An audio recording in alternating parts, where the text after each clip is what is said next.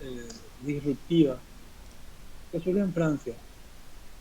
Sí, ¿se acuerdan que hablábamos de que muchos de estos movimientos del postmodernismo nacían o en Gran Bretaña o en Italia, con la figura de, del muchacho este, que estudiamos la otra vez, Aldo Rossi.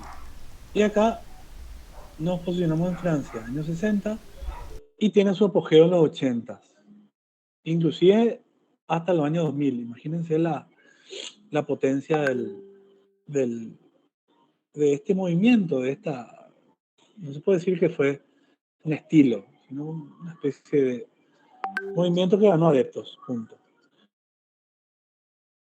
De alguna manera desplaza al posmodernismo, o sea, cuando el posmodernismo se queda sin, sin, mucho, sin mucho material en los años 80, 90, el deconstructivismo toma la posta, digamos, llamar así. Rompe principalmente con las funciones de las formas, los materiales, volúmenes, creando una confusión geométrica a gran escala. Se caracteriza por la fragmentación, el proceso de diseño no lineal y el uso de la geometría con formas no rectilíneas, o sea, muchas curvas, muchas cosas eh, extrañas, digamos, que se emplean para distorsionar, dislocar algunos de los principios elementales de la arquitectura de la estructura como la envolvente del edificio. Estamos hablando de justamente una arquitectura que tiene mucho más que ver con el exterior que con el interior. Evidentemente, hablamos de constructivismo y pensamos en el Guggenheim de Bilbao, entre muchos otros, ¿verdad? La apariencia visual final de los edificios de la escuela constructivista se caracteriza por una estimulante impredecibilidad y un caos controlado. O sea, que la cosa parece que se armó solita o por acción del viento, del azar o de lo que sea. El intento del constructivismo es liberar a la arquitectura de las reglas modernistas. Hay los preceptos eternos de la forma hacia la función, Chau, de Louis Sullivan, la pureza de la forma del modernismo, Chau, y propone la verdad de los materiales, también, Chau. O sea, se, se, se deja de seguir estos preceptos de una manera, ¿verdad? Un ratito, un minutito.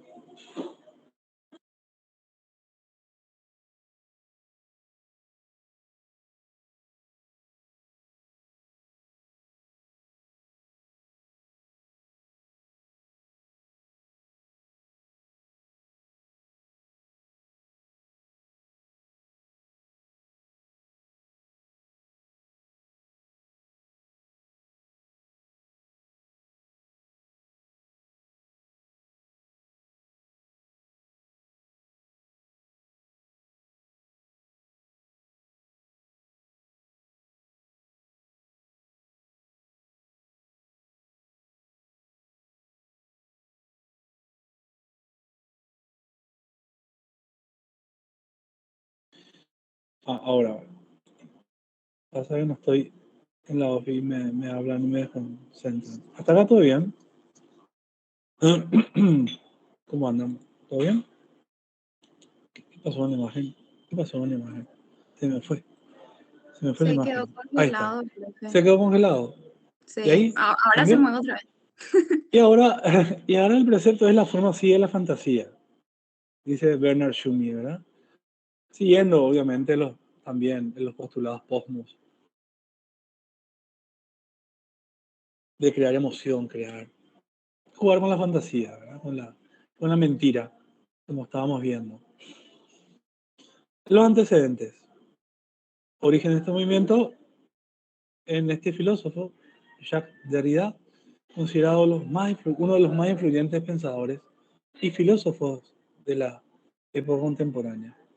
Lo más novedoso del pensamiento es la denominada deconstrucción. La construcción es un tipo de pensamiento que critica, analiza, revisa fuertemente las palabras y sus conceptos, que contradictoriamente no se refiere a la forma solamente, es decir, no es deconstruir la forma solo, sino es la estructura del pensamiento, de deconstruir el pensamiento, de deconstruir el análisis, la crítica y revisar los conceptos.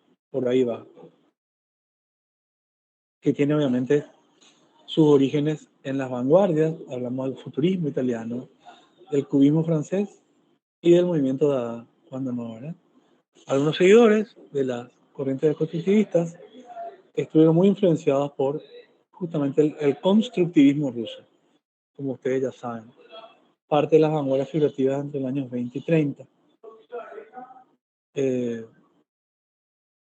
Sí, vamos atrás para refrescar, hablamos de un movimiento artístico, arquitectónico, surgió en Rusia en el 14, o sea, justo en la revolución, y principales exponentes fueron Tatlin, padre del constructivismo, Lissitzky, Rodchenko, un famoso pintor, muy famoso, Malevich en la música, Kandinsky en las artes plásticas, que fue profesor de la Bauhaus, etc.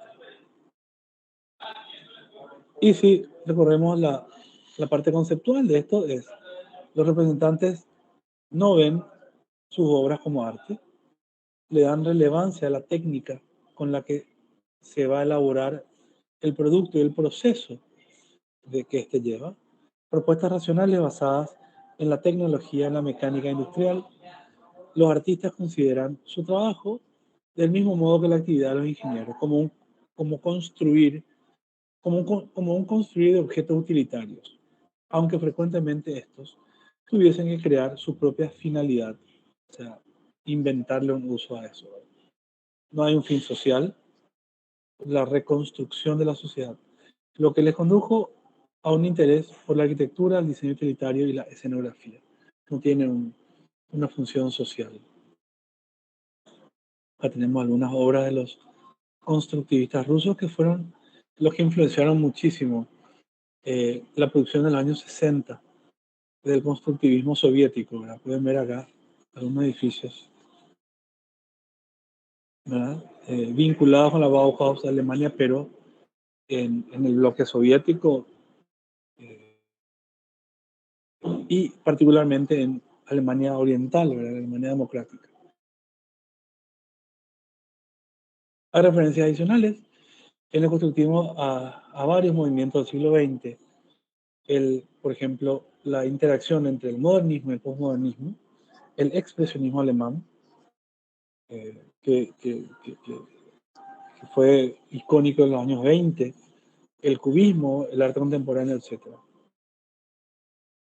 Una acontecimiento importante en la historia de este movimiento fue justamente el concurso internacional del Parque de la Villette de París, uno de los parques más famosos, diseñado por Schumi, justamente quien gana el concurso en el 82. La idea era convertir una serie de antiguos mataderos y mercados vinculados con la industria cárnica en las afueras de París. Y el resultado es esto.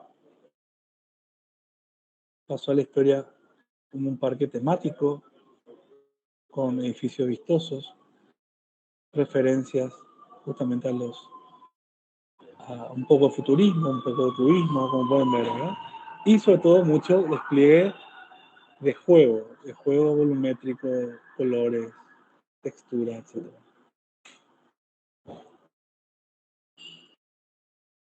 Acá tenemos imagen del Parque de la Villette. Participó también Derrida y Peter Eisenman, que se convertiría después en otro arquitecto estrella de la época.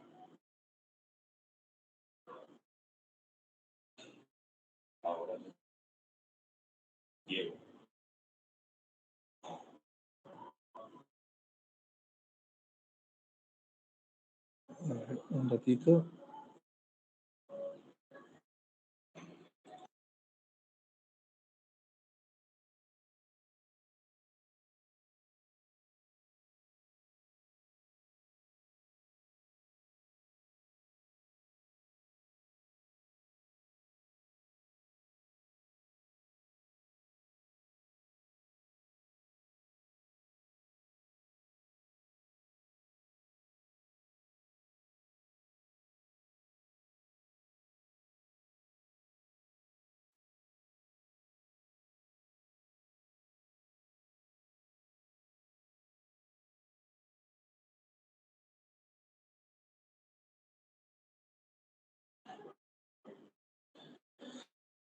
Les decía, el proyecto de Bernard Schumi está basado en una doble retícula, como pueden ver acá.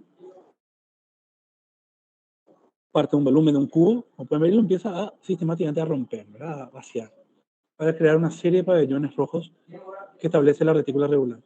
La idea de establecer una retícula espacial que esté formada por elementos deconstruidos. Otro evento importantísimo en esta época fue la exposición en el famoso MoMA, o sea, en el Museum of Modern Art, eh, donde el amigo Johnson, Philip Johnson, fue siempre el mentor, que una vez más cristalizó el movimiento y le dio fama y notoriedad mundial. Al, por supuesto, al exponer a los arquitectos como celebridades, artistas, en un museo de altísima trayectoria como el MoMA. Nos aparecen estos muchachos y muchachas. Le tenemos al viejo Frank Gehry, a Daniel Libeskind, que todos saben que hizo una producción en el Museo Judío de Berlín, el autor de las torres post World Trade Center, o sea, no World Trade Center. Le tenemos a Rem Koolhaas, Peter Eisenman, la famosa vieja zorra Zaha Hadid, y otros, y el propio Bernard Schumi como teórico y también compositor de este movimiento. Los proyectos de esta exposición, la del MoMA dio, marca una sensibilidad diferente, en la que el sueño de la forma pura ha sido perturbado para siempre. O sea, la forma pura ya no existe. Es la capacidad de perturbar la forma en la que hace a estos proyectos que sean constructivistas. La muestra presentaba un punto de intersección entre muchos arquitectos, donde cada uno construye un inquietante edificio mediante la explotación del potencial oculto del posmodernismo. O sea, es llevar el posmodernismo a otro nivel, o sea, un nivel mucho más, como por si se quiere, intelectual, ¿no? Y más controvertido, por supuesto. Esta posición no trataba de definir el estilo, sino articular la confluencia del trabajo más atacado de 1080 de por ese entonces jóvenes arquitectos con un enfoque similar de formas, ¿no? Y como resultado final también similar. Los protagonistas de la posición combatían contra el historicismo ecléctico del posmodernismo, ¿verdad?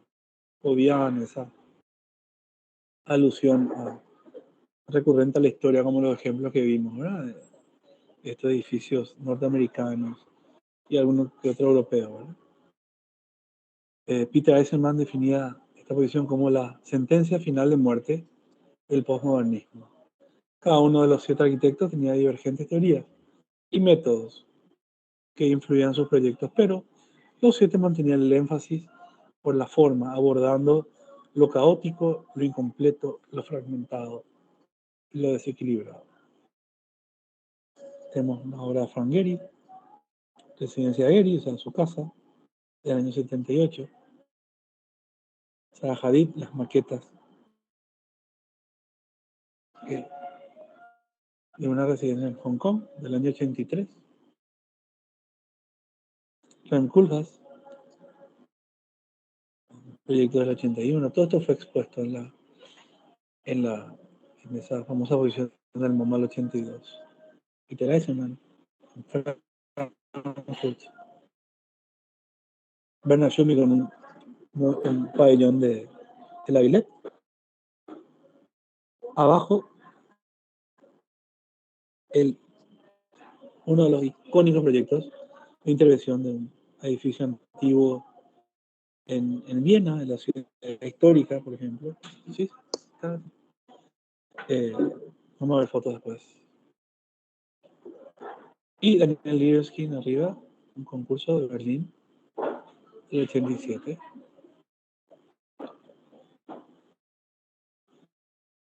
Características: un caos controlado, tiene una base filosófica del movimiento literario que originó esto. Son edificios impredecibles. Hay una perspectiva multifocal. Rechaza el ornamento, o sea, ese ornamento absurdo del postmodernismo. Hay una eliminación del punto focal central. Rechazo al postmodernismo. Formas torcidas, plegadas. La deconstrucción de los detalles constructivos.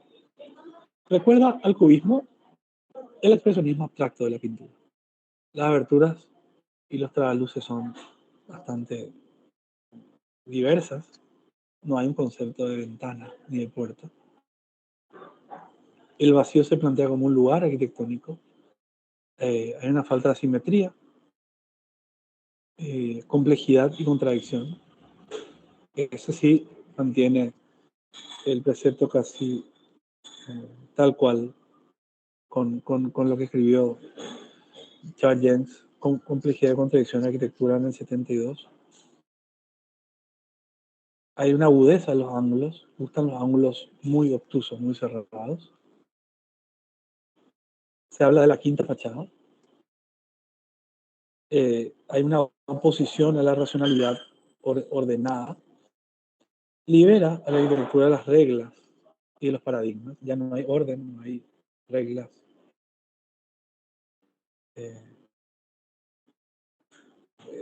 Que sí o sí había que cumplir. Libera a la arquitectura de todo eso. Y plantea la esquina como un no lugar. O sea, al deconstruir la forma, también plantea esa situación de esquina que se va a ver muchísimo en esta arquitectura. Hay una búsqueda de la antigravedad y la inestabilidad estructural. Las retículas y las mallas, como respuesta a la búsqueda de lo antijerárquico, o sea, no hay jerarquía de volúmenes. Se recurre mucho a las mallas, ¿sí? Se recurre mucho a lo antinatural y a la ambigüedad, también heredado del postmodernismo. Y hay un lenguaje de piel y de pliegues como referente de una arquitectura de envolvente, más que de volumen. Hablamos de Philip Johnson, uno de los referentes más importantes, que sabemos que fue mutando desde Bauhaus, nacionalismo, postmodernismo y pasando por, llegando hasta deconstructivismo. ¿Verdad? Una larga y prolífica carrera. Acá tenemos una obra de él, en este estilo, en el 95 ya, Gatehouse. Pueden ver la absoluta diferencia de enfoque de la arquitectura de la falta de ángulos rectos, de la falta de planos. Hay elementos retorcidos, ángulos extraños. Al viejo Frank Gehry, ya tiene 90 años, más, 91 años. Barbaridad.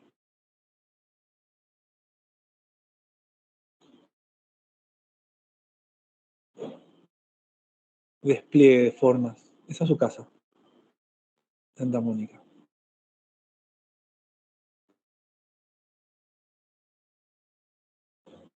¿Ven? La ausencia del ángulo.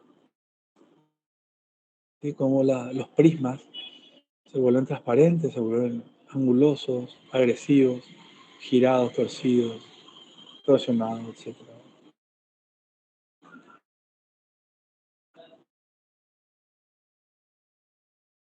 Acá podemos ver vista de una intervención, como se puede ver una casa tradicional, con la típica forma de granero, etc. Y como la intervención es un poco salvaje. El Museo de Vitra, en Alemania, ya preámbulos del Guggenheim de Bilbao, mismo lenguaje, formas bastante particulares, sin lógica, sin sentido. Algunas circulaciones se pueden entrever, ¿ven? Como esta helicoide de la escalera, relojes. Otro museo de arte en Estados Unidos, Años 90 es la década que este movimiento, y que él particularmente, adquiere su máximo esplendor.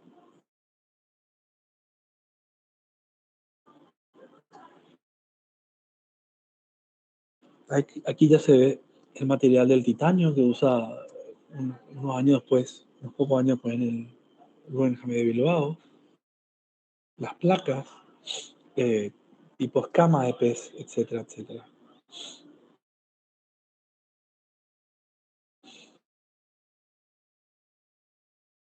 Estructuras portantes caprichosas, aberturas que son vacíos, los quiebres de los pliegues, etcétera. Hasta llegar al viejo, famoso Guggenheim de Bilbao, del 91 al 97. Se puede decir que es la obra más icónica de este movimiento. Estamos hablando de piedra caliza, formas curvas, retorcidas, muro de cristal, plancha de titanio, en un edificio gigantesco de 24.000 metros cuadrados, en el norte de España, Bilbao. Está la planta, fíjense,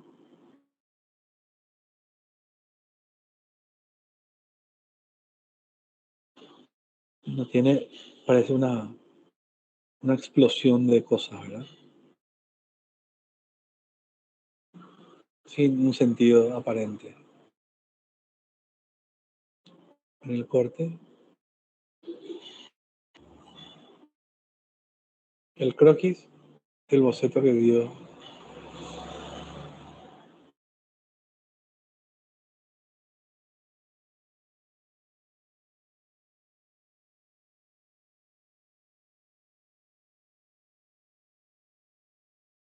muy particular.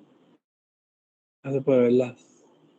Profe, Sí, ¿ese dibujo en serio fue su analogía? yo no sé si fue o le encuentran eh, Similitud. mímesis o analogías con otra cosa. Lo que pasa es que este tipo de arquitectura y arte da para una interpretación bastante libre, ¿verdad? Si yo quiero ver una especie de doncella ahí acostada, bueno, que se convierte ¿cómo es? En la sirenita, puedo ver, ¿verdad? Quizás, quizás sea, no lo sé. Yo creo que es una interpretación a partir de la obra. Porque es claro que en su obra anterior, en otros museos, también recurre a esto, ¿verdad? A estos cuerpos medio contorsionados que están ahí interactuando, ¿verdad? No sé. Es parte justamente de las características de esta escuela. No son categorizables en absoluto. Se pueden hablar de líneas, de tendencias. Después en la República Checa, en la capital, Praga, se manda este edificio también en los 90 que se llama la Casa Danzante, ¿verdad? En pleno casco histórico de República Checa aparece este bicho. Es como que si algo pasó aquí, ¿verdad? Pasó una fuerza centrífuga que sometió al edificio y lo retorció. Esa es la imagen que da, en clara oposición a la arquitectura neoclásica patrimonial del casco histórico. Las ven como una especie de satírica a esa arquitectura que utiliza los elementos, pero a su estilo, ¿verdad? A su manera. Acá pueden ver cómo cómo se intersecta esa esquina a la izquierda con la arquitectura tradicional de de la capital de República Checa, que tiene una arquitectura realmente increíble. Rápidamente una idea de crear un edificio emblemático de Praga, la empresa ING contrató al arquitecto Hungary y un local, Milunik, que llevará a cabo el proyecto en cuestión, concediéndole un presupuesto casi ilimitado y total libertad artística. Qué gusto. La Casa Ansante está inspirada en Ginger Rogers y Fred Astaire, la famosa mítica pareja cinematográfica de los años 40, que movilizó al mundo del espectáculo con sus pares de baile, con sus pasos de baile y comedias musicales. La Casa Ansante se articula con dos cuerpos centrales. El primero es la Torre de Cristal, que se estrecha a mitad de altura y está sostenida con pilares curvos, que es el que pueden ver ahí a la izquierda. Y el segundo, unas molduras que siguen el movimiento ondulante y por las ventanas distribuidas de modo no alineado. En la planta baja se sitúan tiendas y un café. Los espacios del segundo hasta el piso 7 están ocupados por las oficinas. Mientras que en el último nivel hay restaurantes con vista panorámica de la ciudad. El edificio de banco, un banco en pleno eh, acceso del pórtico de acceso de Berlín del 95. Uno de los edificios más interesantes de él, que hace una famosa escultura adentro en el foyer. Es la arquitectura del envolvente, como decimos. Hay una envolvente acristalada arriba, realmente increíble. Aquí no hay fotos del interior, pero ahí está. Esa es la foto del interior. Es una arquitectura que te sopapea, ¿verdad? Esta es la fachada de París-Platz, que es una fachada bastante cuidada, muy independiente entre sí, muy diferentes, por la normativa, ¿ya? Obviamente, en el caso de la izquierda. En el caso de la derecha se relaja. Y acá al interior,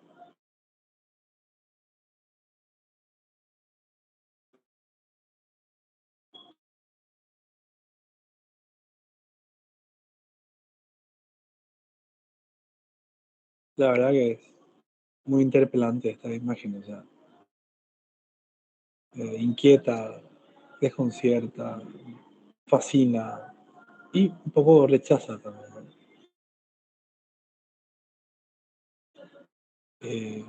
MIT, Centro Instituto Tecnológico, Boston, año 98. Y aquí otro edificio universitario con un juego casi eh, de prismas básicos, todos retorcidos, ¿verdad?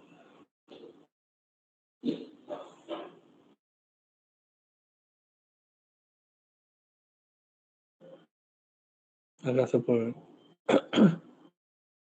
cómo funciona la lógica, que no tiene lógica. La Torre Getty en Hannover, un volumen torsionado, tiene ese carácter lúdico también, ¿verdad? Parece un chiste. El pabellón Pritzker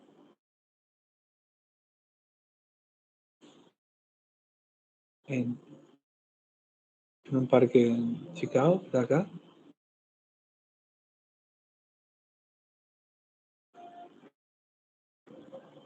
Y el famoso proyecto Walt Disney Concert Hall, un auditorio Walt Disney de Los Ángeles, del año 2003. El interior,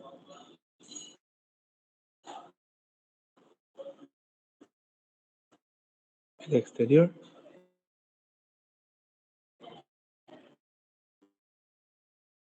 otro edificio comercial en Cleveland, Ohio.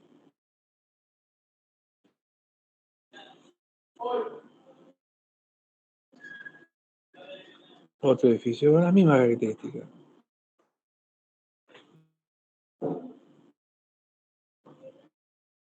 unas bodegas de vino, imagínense.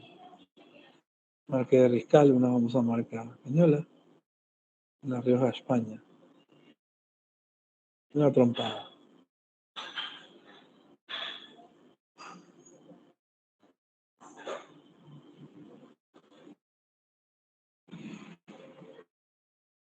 Una cascada de titanio colorado. Fíjense. Rosa, oro, plata. La verdad que no pasa desapercibido.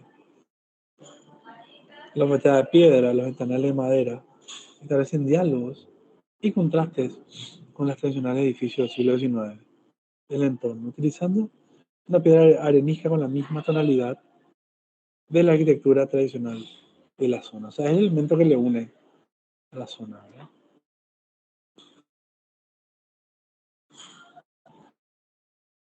Fíjense el despliegue.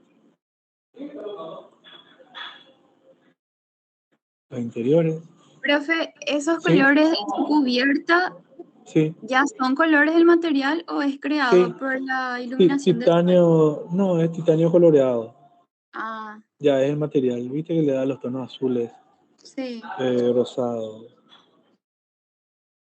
Es, a ver si plantean algo para proyecto parecido a esto. Hay que dibujar, ¿eh?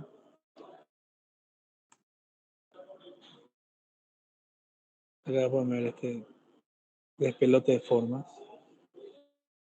Este museo está en Panamá, está acá en América Central. Es una especie de museo, siendo su estilo, pero bajo presupuesto, ¿verdad? A mí no me gustó mucho, yo conocí este, la verdad que paso.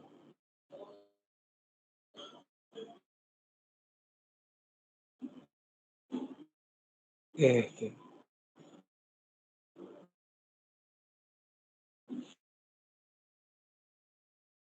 de vuelta a sus morfologías.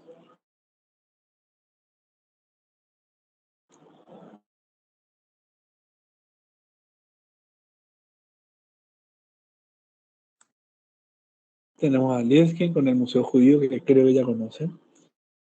Pero ya estudiamos, creo. Sí. Sí, profe. Sí, sí, sí. Ya vimos en una clase. Ya vimos esto en una clase. Para mí uno de los mejores proyectos de él, ¿verdad? Lejos, lejos.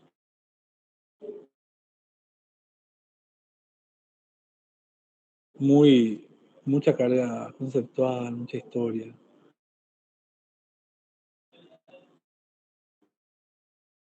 Dentro de su estilo, ¿verdad? Espacios vertiginosos, ¿ven? Como los ángulos.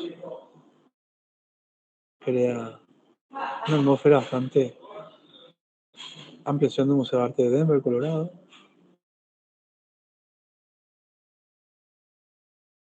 Potente imagen.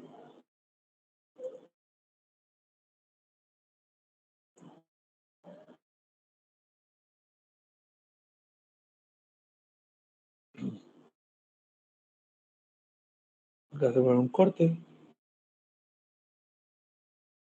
algunas vistas. Hay que. Es difícil de. ¿Cómo decir? De percibir un edificio así. Esa es la verdad.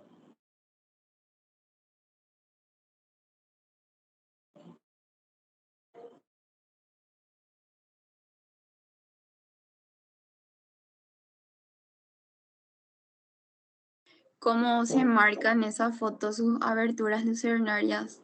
Claro, sí. Y eso Con es. el marco negro otra vez. Sí, y eso es una característica muy de este movimiento, de que son ventanas, pero son vacíos otra vez, ¿no? Pueden estar arriba, pueden estar en el piso, pueden estar en los muros se convierten en pisos. O sea, no está definido qué es muro, qué es piso, qué es techo. Yo creo que si uno pudiera caminar por ese muro inclinado, lo haría. O sea, Ya, es la distorsión total de la realidad, digamos. El auditorio, otro museo, que es otra intervención, como pueden ver.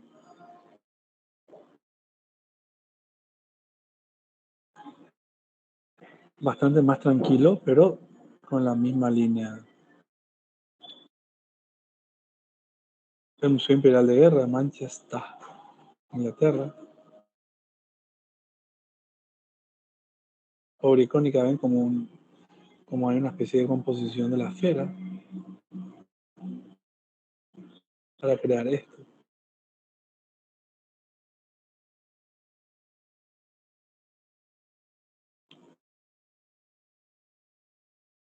A la noche,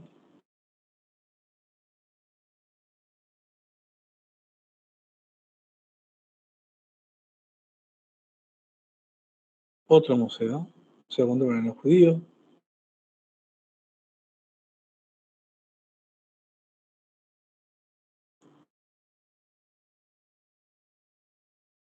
Ahí está la planta.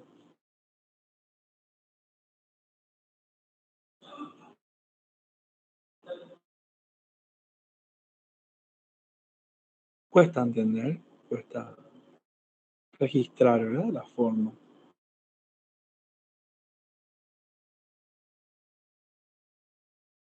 Otra intervención, como pueden ver.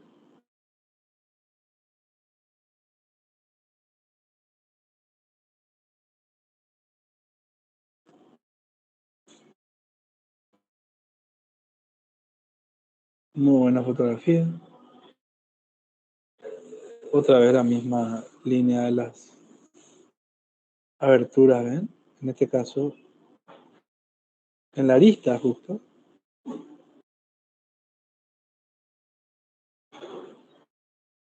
en Tel Aviv, Israel.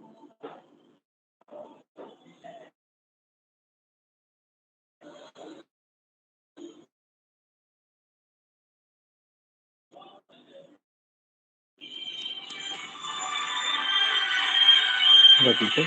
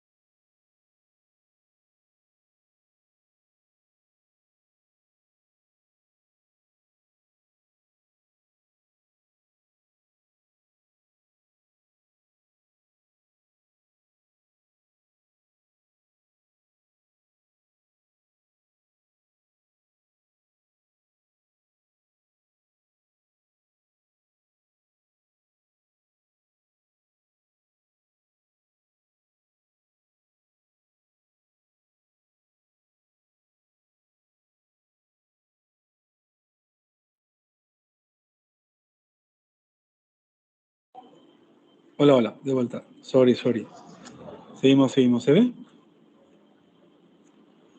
Hola. Sí, profe, Ahí se ve. está. Ya me estoy quedando sin voz. Estoy una gripe tremenda. Bueno, estábamos hablando de, centro de convenciones de Tel Aviv, la misma línea, ¿ven? En los mismos espacios, una multiplicidad de puntos de fuga, de planos. Un yaboray, ¿cómo se dice? Una imagen en Mallorca, España, unas oficinas.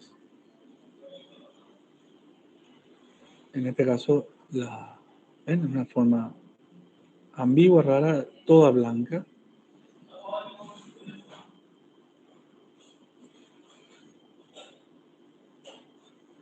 Un edificio particular, galería, talleres.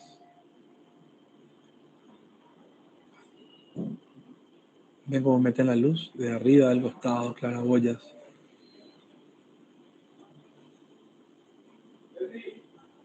En Suiza, un centro comercial que atraviesa la autopista.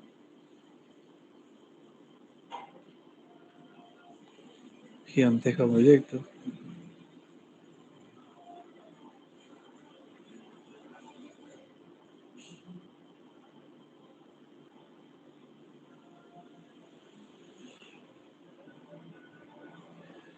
Y una de sus ampliaciones más controvertidas, Museo Real de Ontario, Canadá, con esa forma. Evidentemente, hay una especie de violencia, de intervención, ¿verdad?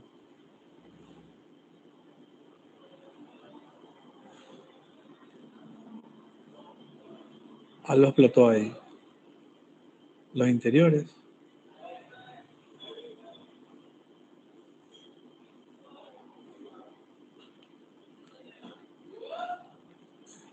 Acá está otra vista.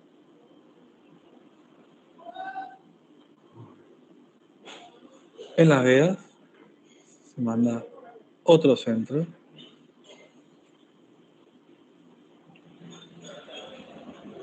comercial.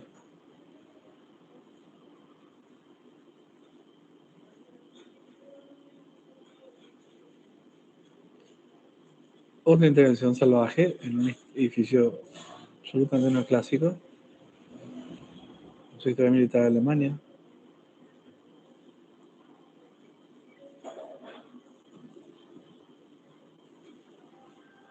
Hong Kong.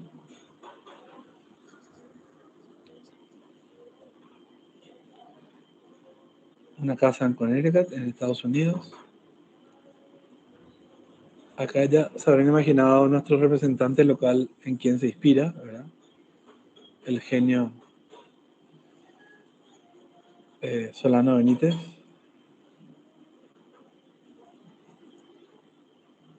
Fran Kuljas, otro hiperreferente de esta época. Holanda. En este caso, mucha superficie vidriada, formas retorcidas, atípicas.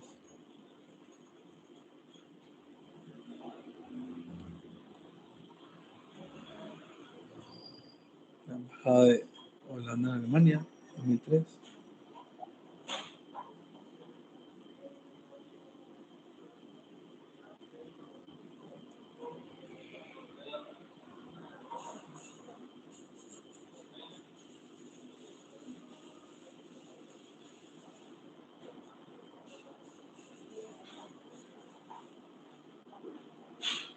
Ven el cubo ese que está flotando ahí.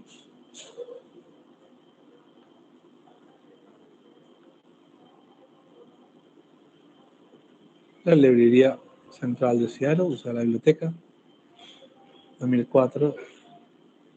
Otro de sus proyectos muy famosos.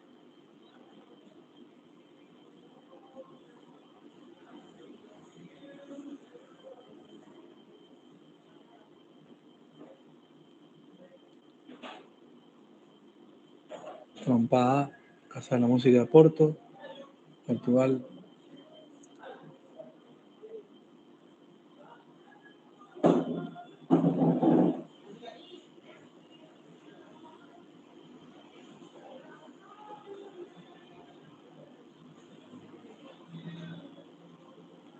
como una especie de plegado japonés. Interiores en Beijing, China. Edificio corporativo icónico también.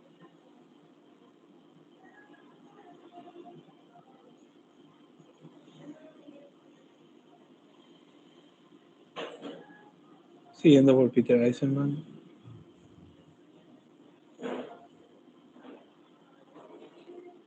Museos. Edificios corporativos en Tokio.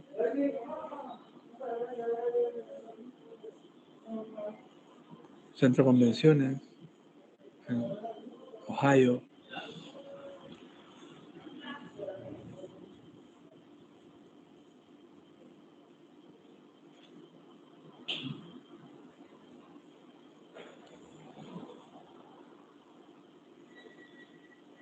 Santiago de Compostela. Un feroz proyecto, la ciudad de la cultura.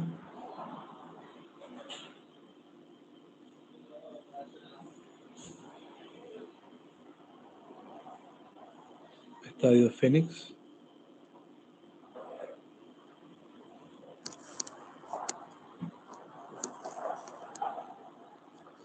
Para ir a la famosa iraní Zaha Hadid, de sus conocidas obras, considerado el epítome del movimiento.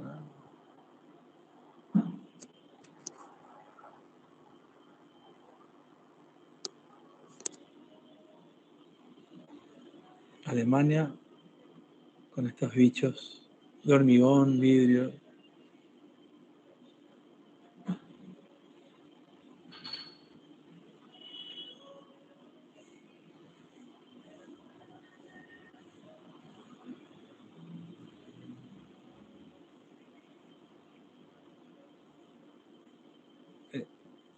En plena Roma se manda este museo de arte del siglo XXI.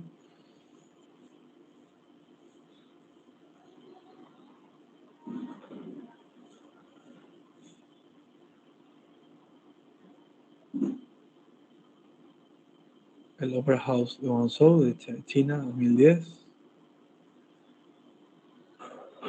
Ahí está.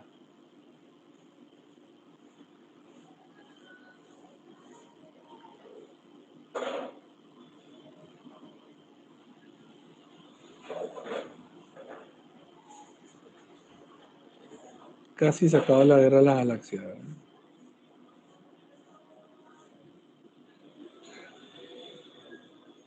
Para las Olimpiadas de Londres, de 2012 se hizo esto. Centro acuático.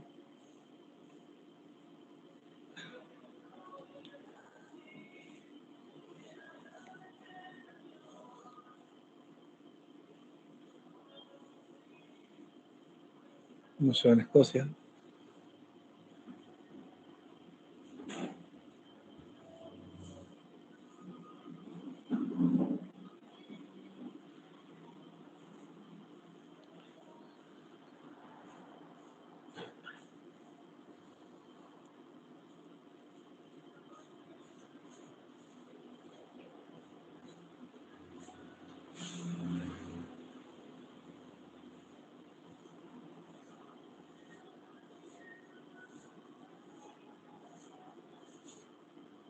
Y esta es la intervención que les decía, que ya tiene sus años 80, pero en su momento fue así una ruptura feroz con la arquitectura. Interviene una terraza de un edificio en pleno Viena, que en su momento resultó una especie de bicho muy extraño, ciertamente. Y otros edificios. Sí, eso para una oficina. Era una ampliación, ¿ven? Las oficinas de una empresa, creo, que llamaba, sala de reuniones arriba, etcétera. Fíjense.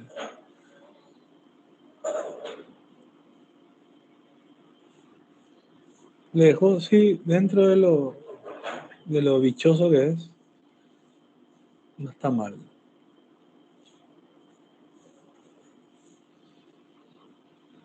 Si esto se hacía calle, iba a chorrear por todos lados, iba a llover. ¿Será que no chorrea? Ah. Y otros edificios, ¿ven? Todos formas retorcidas, textura. Todo un pabellón, ¿verdad? De la expo. Pero,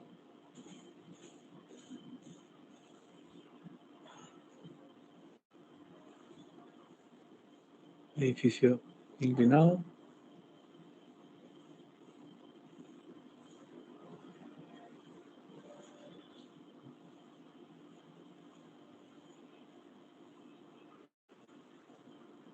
Fíjense estos edificios.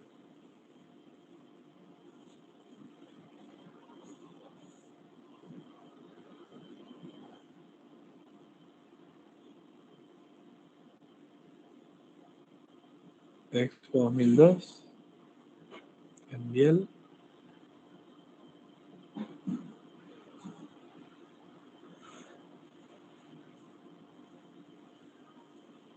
BMW, la salón de exposiciones.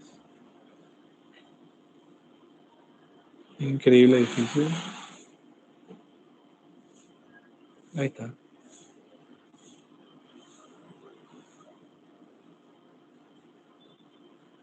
Otro museo de arte en los Estados Unidos.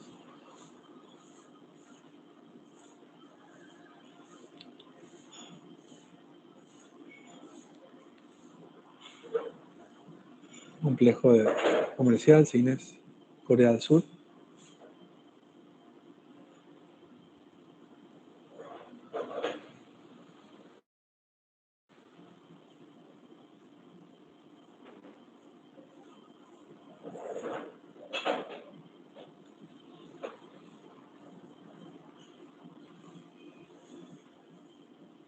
Y volviendo a de donde empezamos, con el Par de la Villette, que fue la obra que les dije que inauguró esta época, en 82,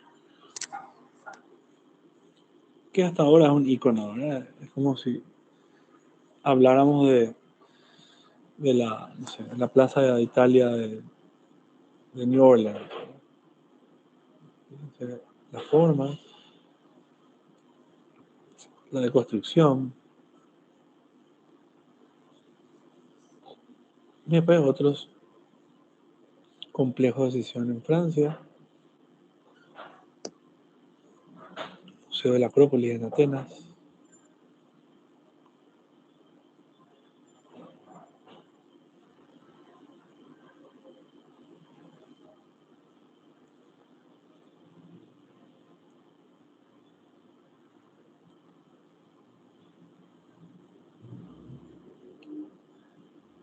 los interiores,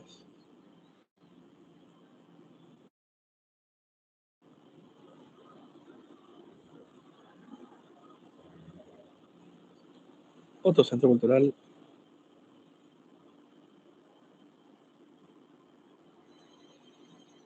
misma situación, edificio antiguo y ampliación.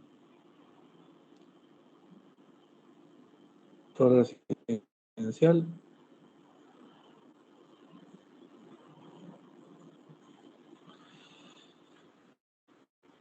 Y acabó.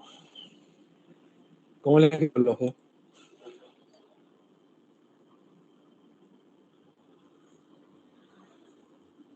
¿Cómo les quedó el ojo, digo? Duele. ¿Cómo? Y sí, es antecedente de lo que se está haciendo ahora, ¿verdad?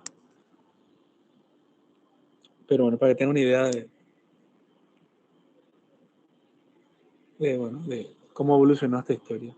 Bueno, chicos, les dejo porque ya es tarde, tienen clases seguro. Nos vemos próximo lunes y mañana corrección. Lo de taller, ¿sí? Nos vemos mañana.